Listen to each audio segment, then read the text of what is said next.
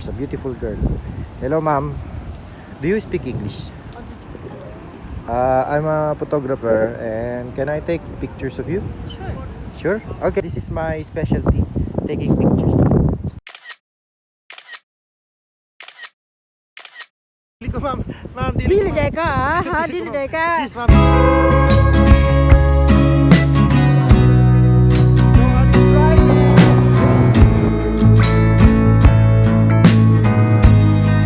For the first time, pupunta na namin ang Cloud9 sa loob. Breakfast namin ay pandesal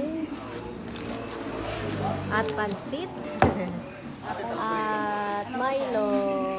So, I have a dilemma. We have a dilemma.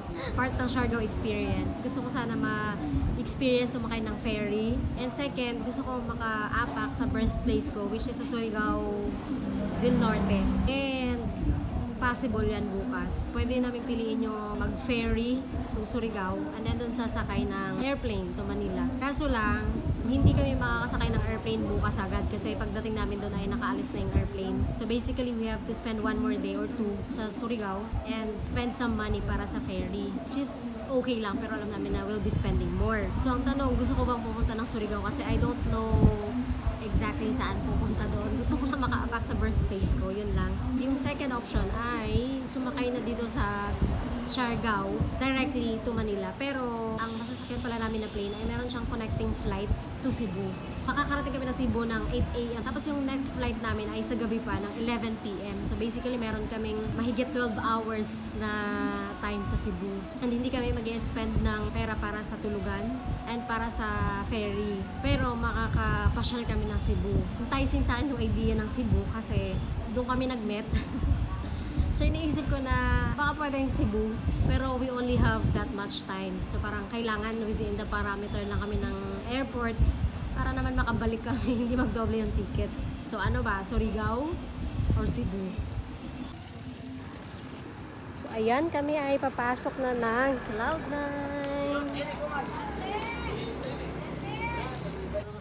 At merong environmental fee na 100 pesos.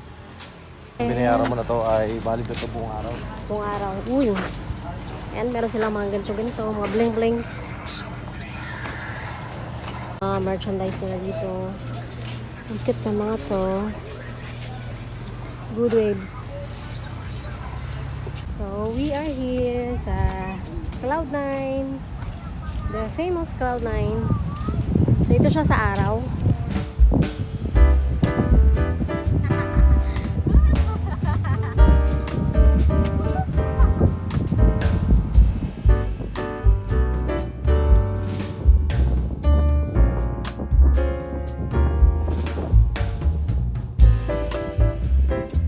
Dati meron tong ano, para station tower.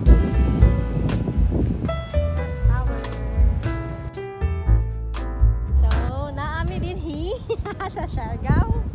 Grabe na talaga to, ilang araw na ako dito at ang aking Cebuano ay pastrong. At ang Tagalog ko ay palesen ng palesen. So, Lakad natin ang famous na lakaran dito sa Cloud9. ito yung ano, mecca ng surfing sa Philippines. This is it. This is it, pansit. You can tell why. So, doon sa part na yon, zoom in, zoom out. Andun yung mga nagsisurf. Baka dyan meron dyang beginner surfing. Oo. Kasi na magtatay doon. I'm an airplane. I'm crashing on you.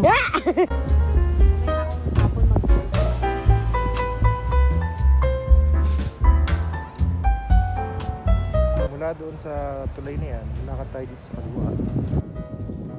Sa beach.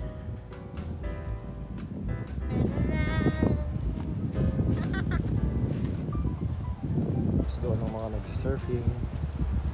Dito ang mga umakit ng puno. Yan. Kaya ito ng puno yan. Dating area. Mga tirahan dito.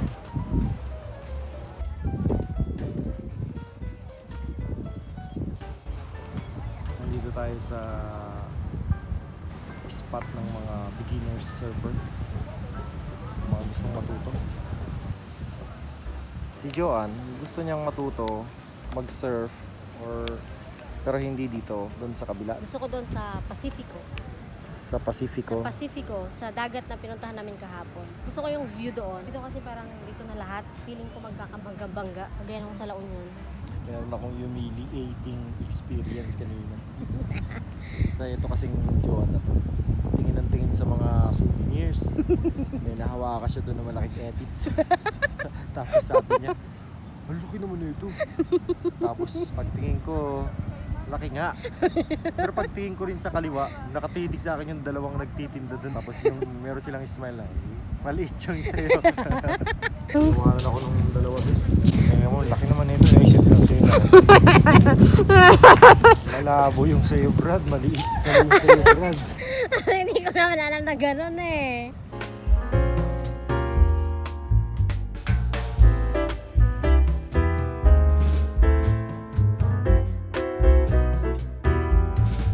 So, kami ni Rambo Ruiz ay nag-decide na Cebu yung aming pipiliin. Instead na Surigao ay dadaan na lang kami from Siargao to Cebu to Manila. Pero meron tayo 14 hours layover sa Cebu. Mga 12 hours na lang. 12 hours na layover. So, parang ang pasyar mo lang doon nakakuha siguro ka ng na mga 9, ganon. Pinili namin yun kumpara sa Surigao kasi maliban sa mas gagastos kami kung sa Surigao, wala naman talaga akong alam na destination doon. So, parang yung Maliban idea sa- lang ng Surigao. Kasi doon ka pinanganak. Doon ako pinanganak at gusto kong sumakay ng ferry. Pero other than that, strange yung place na yun para sa akin talaga as an adult. Na-realize ko rin na yung Cebu ay just as meaningful or baka mas meaningful pa sa amin dalawa kasi doon kami nag-meet. And we have a little more time to spend doon sa Cebu nang walang gagastusin kasi kasama siya ng flight namin. Ang gagastusin lang namin ay kung maglalakwat siya kami. We chose Cebu. And excited ako na i-explore yung kahit counting part ng Cebu. Hopefully makapasok tayo sa St. Michael's Village. Oo, sa village kung saan kami nagkakilala, saan Kasi malamang yung nagsimula ang aming mapunta story. natin doon yung Magellan's Cross. Baka, wala talaga akong idea, pero mamaya, sa ngayon, enjoy ko muna for now yung Siargao. Mamayang gabi or bukas, titingnan ko kung what to do around Mactan Airport. Meron ka pang 2 more things to do here. 1, magmotor. Oo, Papunta magmotor. doon sa Pacifico. At 2, pagdating sa Pacifico ay mag-surf. Yes, excited ako mag-surf. Excited din ako sa way papuntang Pacifico at sa destination mismo at yung pagsasurf. At yung isa pang third na gagawin ko ay mahalin ka. Araw-araw. So good.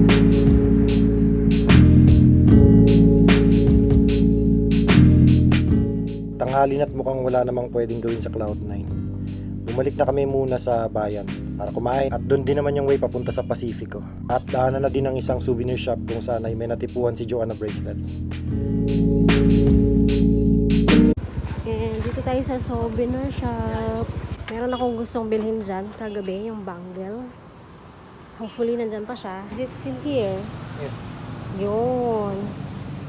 Gusto ko ito. These are my options. Yan, ano discount? Wala pa mo iwan. Kaya kani, gusto na ko ang size ani. Gabi pa ni balik ako ba? Ay kasi wala na. Gusto ko ni pero medyo gamay. Ito na medyo dako. Pero mas hindot ang style na ni ba? Kanisan siya mong basta makuanan siya, Russian siya, Ay, napadi. Ay, Russian siya. ay, ang cute naman ani. Ay. Pareha ni o, imoy kumpara ang color niya, lahi na siya color. Kani, amo ni gibrasyan. Oh, mo na siya nga kuan. Basta malimpyuhan. Pero mas tindot man siya nga kuan. Depende ra kay na kani siya magkadugay mo ing nani ang color. Ah. Antique siya. Pero Kanya imo na sa brasan, mo ing nani siya balik. Kaya di man siya mo taya. Pero mas Mas ganahan ka sa kanang ganahan antique ko. mo. Uy, ano ni amanani? Uy, parang ano mang naisip. So, this is it. Ito ang salarin. Ito ang aking napili. So, i-wear nyo lang ma'am no? Opo. Hindi lang Wear ko na. Thank you, thank you. Na tribo ma'am. Natribo. Not Ribo. Natribo. Salamat. Thanks. Salamat ma'am, salamat sir. Kick out na naman yung aso. Sa labas naman siya. di ba? So, dahil kami ay mga nauuhaw, pupunta kami dito sa Artisan Gelato Halika, Siargao. Morning! Ano, coffee crispy. So, ang 3 flavors nila ay 250 pesos. Ooh, so yan na yung 3 flavors mo. Nakapang Cookie Monster. Can I try the Cookie Monster? Yan yung kutsara. Ang isa pang pwedeng gawin dito sa Siargao ay mag-aral paano mag-drive ng scooter or ng motorcycle. Although nakadrive na ako dati pero binangga ko sa barbed wire. Tingnan natin kung saan ko ibabangga today. At ang first step ay para legit ay magsuot ng basic helmet. Dapat basic. Kasi syempre pagka ibabangga natin sa barbed wire ulit, safe ang ating mga ulo. Alright. Alright, so paano to, babe? So, sa ngayon, yan ay naka-off. So, i-start mo. I-ano ko to? Sampa ka muna. Sampa muna ako. Oo. Diyan to, baka madire-diretso ako dyan. Hindi yan. Okay, tagalin ko. Tanggalin mo yung sa tapakan. Okay. Yan, iharap mo muna dyan. Very good. Okay, antayin lang natin dumaan tong babangga sa'yo. Yung possible babangga sa'yo. Okay, start mo yung Paano ko start? yung susi. Okay, ngayon, pipindutin mo yung start dyan sa kanan mo, kasabay ng preno. Nasaan ang start? Ito, kasabay ng preno. Yun o, okay. Alam mo na yan. Ingat, dahan-dahan lang. I-andar mo lang, parang scooter mo sa bahay. Kaliwat kanan, preno parehas yan. Dahan-dahan lang ha, pag mataranta.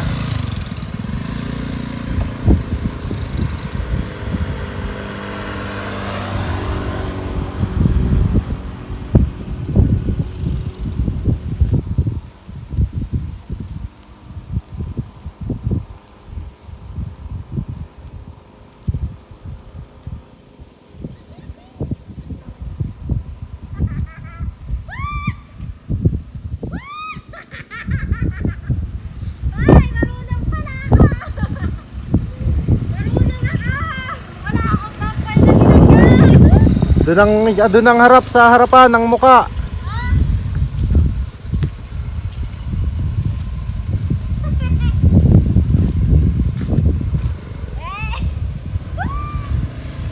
Wala pa ako binabangga!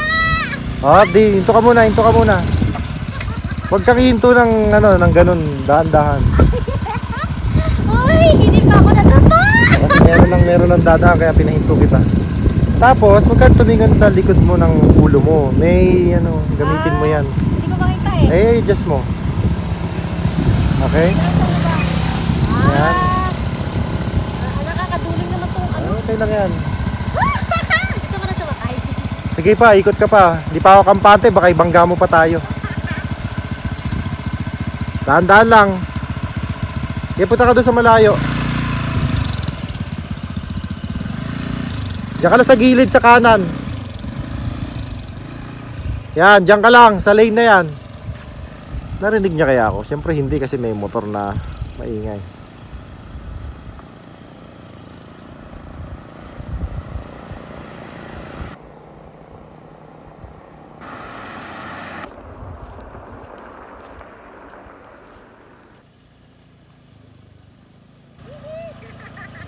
Legit!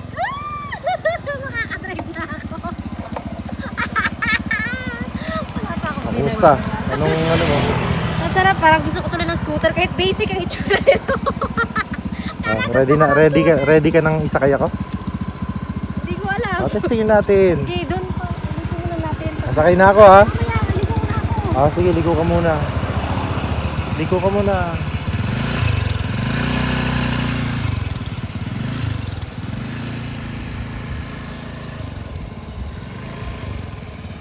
Sa gilid.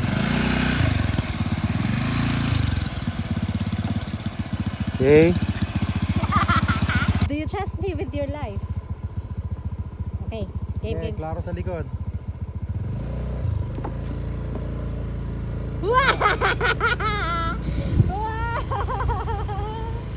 Ganyan lang, okay na tayo sa ganyan. Okay. 4 hours tayo makakarating na. Kailangan maging komportable. Gusto ko na scooter! Kung napapanood nyo yung video na to, ibig sabihin, nakauwi kami ng buhay. Ang sarap!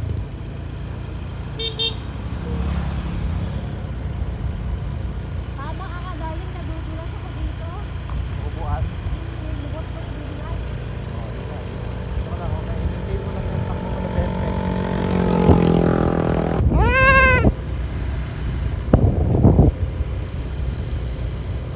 Joanne is driving!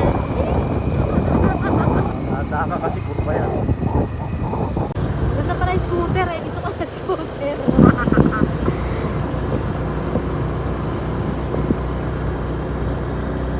Pero ako nasa island lang ako.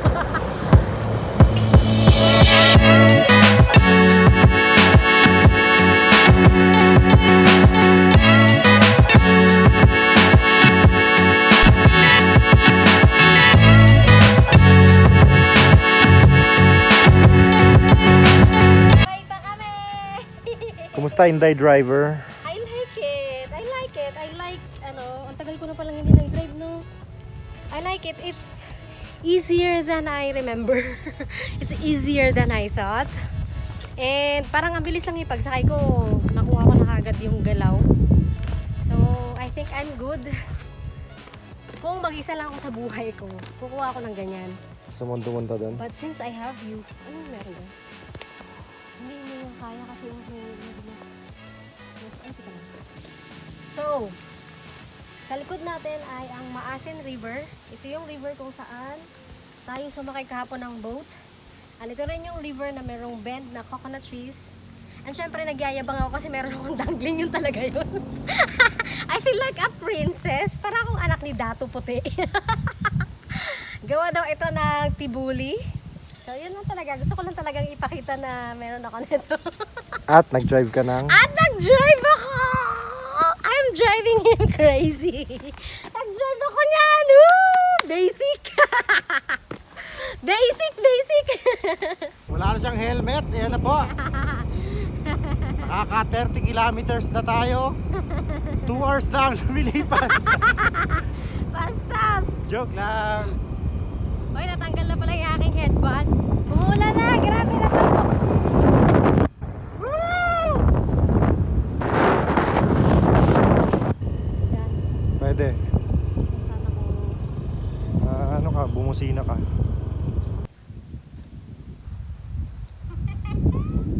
Legit!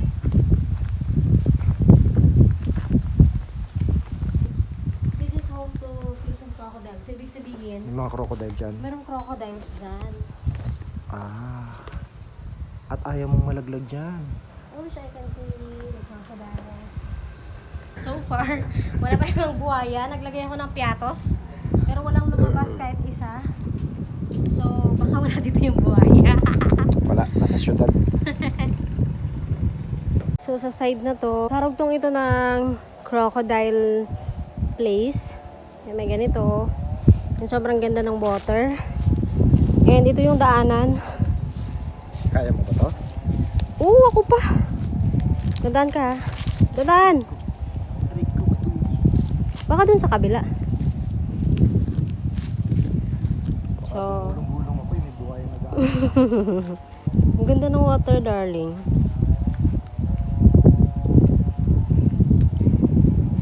So, si Rambo Ruiz ay nakapunta doon successfully. Yay!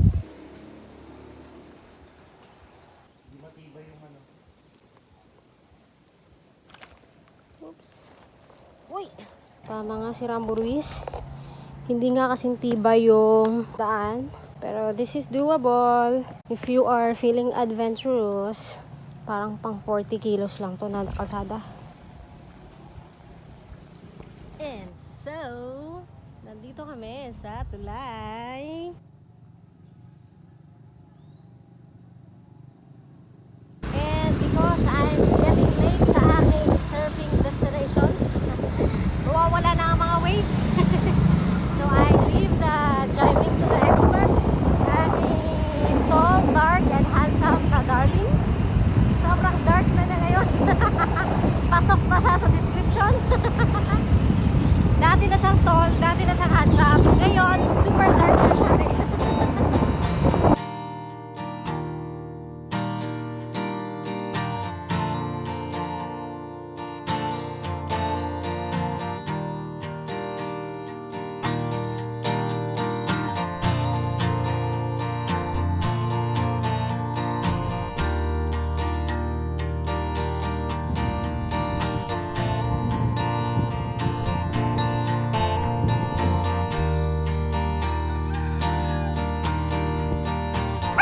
after ng Magpungko Rocks ay ito yung makikita.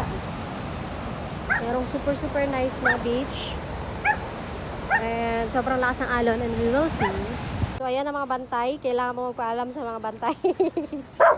Ay, daan lang kami ha. Oh, daan lang, daan. Friends ta, friends. Kuya, palantaw ra ha. Thank you. Uy, sobrang ganda.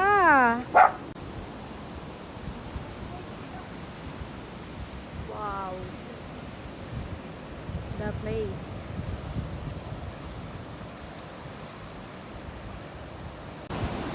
Pacific Ocean.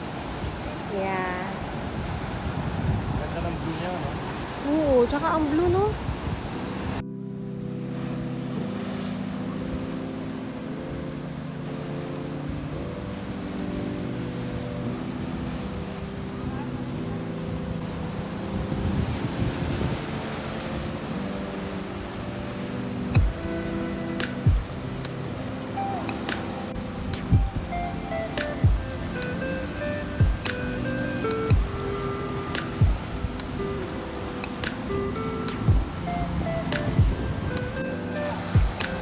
Wow!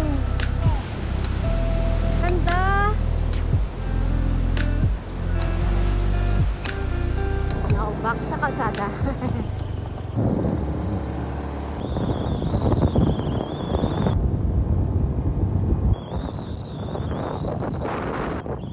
Dating mo, nandito yung mga nagsisurf. Surfing lesson. So yan na yung surfboard na gagamitin ko. Ang bilis ko nakahanap ng surfing instructor. Pag-offer din sila ng photographer. Center Eats.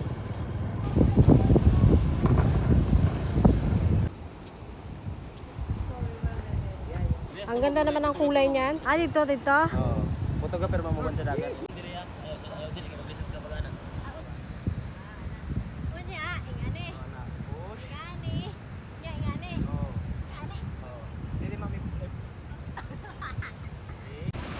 Ito na si Joanne, nagsusubok na mag-surfing. At hopefully siya ay maging successful sa kanyang mga plano sa buhay. Bali ang photographer na ito at videographer ay 300 ang in-offer niya. Ito na ang lulublob sa dagat. At ang surfing lesson naman ay 500. So overall ay 800. Not bad. At ang tawag nila sa spot na to ay Pacifico. Obviously dahil nakaharap ito sa Pacific. Napakaganda dito. Ang lawak, oh. Napakalawak.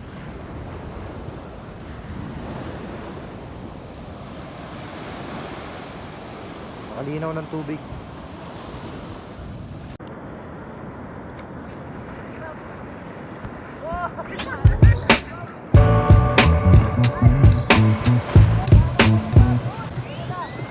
Just trying to give you something spooky to forget. I'm just trying to give you something. I'm just trying to give you something spooky to forget. I'm just trying to give you something. Oh well. Tapos na si Inday. Nakailan lang yata siya ng successful. Nakailan ka sa isang oras? Isang long ride. At mga tatlong mga almost. Tapos dalawang laglag na hindi almost laglag talaga. Bakit? Yung nauna, sakto daw ako sa balance, nakatayo na ako. Pero namatay yung wave. Pangalawa, pangatlo, sakto yung waves, wala akong balance.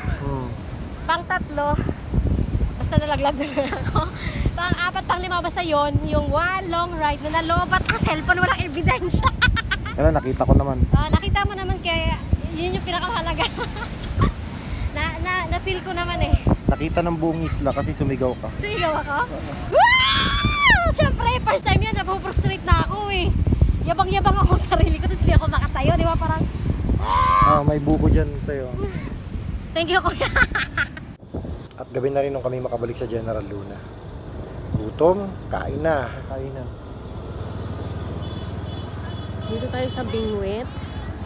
Masarap ang kanilang food dito. At meron silang masarap na crab. Hi! Meron pang crab. Ooh, ito yung babalikan ko. Isa dito. Masarap tong crab na to. Super. Tapos, affordable ang kanilang mga prices. Seafoods, 80 pesos daw per 100 grams dito kapag ka nagpaluto ka. So, ayan. Kuya, magkano sa shrimp? Ganyan kadami yung 150 pesos. Hindi tinipid sa gata. Ang dami. This is the place. Ang cozy.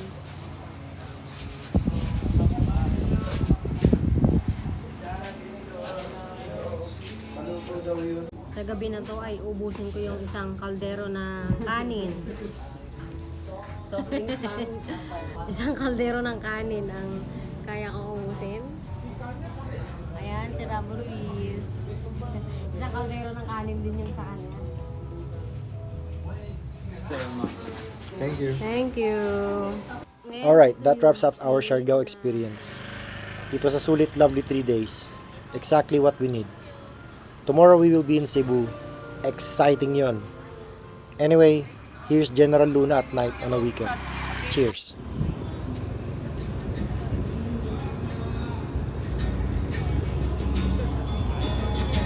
My